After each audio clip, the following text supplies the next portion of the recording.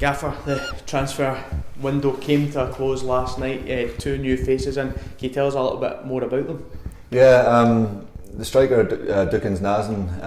Again, we've been looking at him for quite a while, and quite a chase it's been, to be honest with you. And he had done really well in England.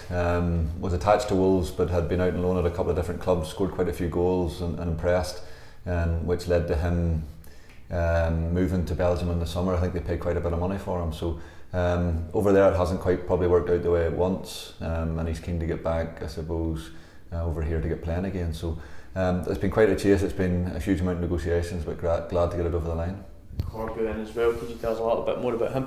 Yeah, again, he's someone that we've tracked for a while, and brings really good energy in that area, and probably particularly the loss to Lee Hodgson has been a big one, and with that it's probably forced our hand to make sure that we give ourselves cover in that area. So again, comes with really good pedigree and a really good reputation at that level, and again one that we've seen quite a bit of footage of. So looking forward to getting him out there.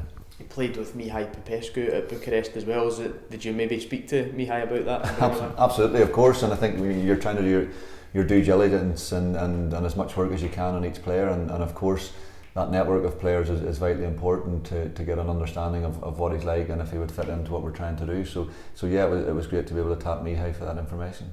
How do you reflect on the window as a whole? 10 players in, 13 out in January, and there was obviously another couple that went away earlier as well before that. Yeah, I think it's something like 16 or 17 out in total over the space of December and January, and as you say, quite a few in as well. So I just think in the position that we've been in and how tough it's been, we have to have a rattle at this, and we have to.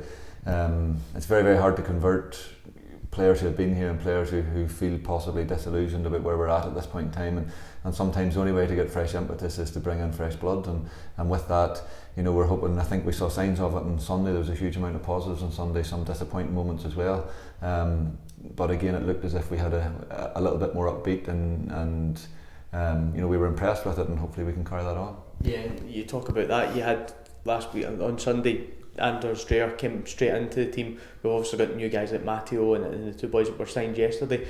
Once they get up to speed, you'll be hoping that that it's a new team that you kind of see on the pitch. It is, and it's tough. And to be fair to Anders, we threw him right into the deep end in relation to he hadn't met any of the players yet or trained with us yet, but we felt it was need must to try and get him out there.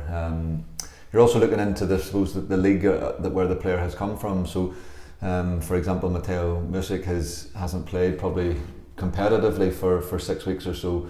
He's fit, but probably not max fit. So again, we have to be careful with things like that to ensure that all players not are treated right, but that we don't throw them into the deep end and hang them out to dry more than anything else. So there are players. Most of the players who have come in are all in season, and again that'll be important because we want them to hit the ground running.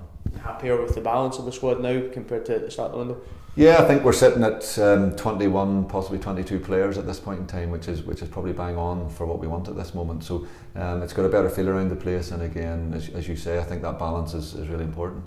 Just another one that's come about today, Jack Baird signing a 2-year deal. What was the thinking behind that? Yeah, obviously, listen, Jack's been here a lot longer than me, and I think he's 150 odd appearances behind him now in Scottish football, and still at a tender age, to be fair. So I think Jack's his best years are definitely still to come. There's a huge amount of football in him, and he's done really well to date. But I think he's only going to get better and better with age. So I think it's important with the amount of time he spent at the club already, and that we tie players like that down and make sure that they're here for the future. Jack, maybe an example to some of the academy players that are already here as well, and you look at his longevity and what he's achieved in his time at the club. Of course, and I think you look at the standard of player that's come through even before Jack in the last 2 or 3 seasons and longer. It's big testament to the work that goes on here behind the scenes. So it's great for the academy. It's great to see those players get a chance, and hopefully there's more to come. We go to Ibrox tomorrow. That'll be a big game. I don't want to kind of look too much far past that, but 2 home games next week as well. Good chance for supporters to see some of the new boys that have been brought in. Yeah, it's a big week. Obviously starting with tomorrow, and then as you say, a game Wednesday and the game Saturday, both at home. So it's been a different week. It's been tough with the conditions in relation to not being able to get out on the grass and being more on the synthetic surface. But hopefully next week I think the weather's to improve, so hopefully we'll get back out onto the grass and get a better look at everybody. But yes, from a supporter's point of view, they're two massive games, and we hope people come out in force.